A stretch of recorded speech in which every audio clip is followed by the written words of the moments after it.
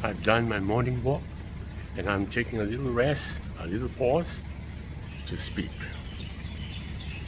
I notice that everything in this universe is moving.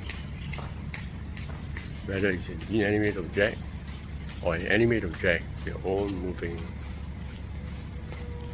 And interestingly, we're all moving in waves or in a circular path. There's a center, but few can be aware of it. Of all that is created in this universe, there is one creature that apparently appears to be aware of their centrality. They know what is nakedness, and they can be aware of this nakedness they define in themselves, and they unclothe themselves.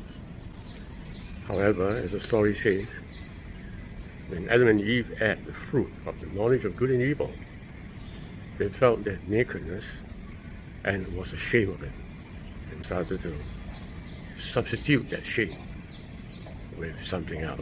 And we either put on our clothes, cover ourselves with a self-image, or create gods and goddesses for ourselves.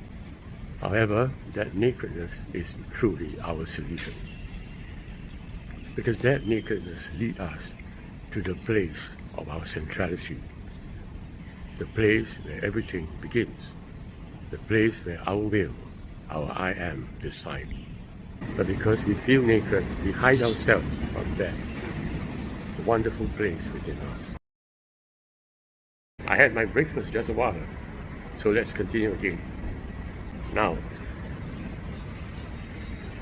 so all the creatures in the world, whether it's animate or inanimate, they move, but they move only along the way.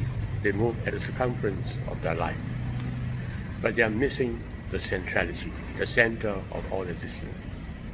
Man alone knows that place, but somehow he feels naked and ashamed, and as a result, he runs away from that centrality and substitutes himself with an idol. What a shame. But we cannot exactly blame man for this. And the reason is because this centrality is a transcendent point. It's not along the circumference that we travel on, but we have to transcend into ourselves to discover that centrality. And there's some predictability when we travel along the circumference. We can actually predict what will happen next. But when it comes to the center, no measurement is possible there. And the center is something like a black hole. It is a point which can lead you to the next universe. It can lead you directly, timelessly, to the next circle. And the circumference, your next step is predictable. You're under some kind of bondage. But at the center, there's nothing of that kind. There is no measurement, there's no predictability. What comes before you is not a cause of what will happen next. Life, destiny at the center is totally willful. A circle consists of 7 days, and a man circulating around that circle all the time.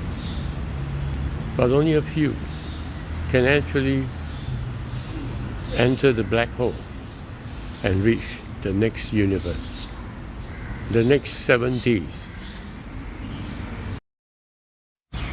On the other hand, at the circumference, you'll find yourself living a predictable life. You're under what you call a bondage, but only at the center. At the center, at the black hole, there is life.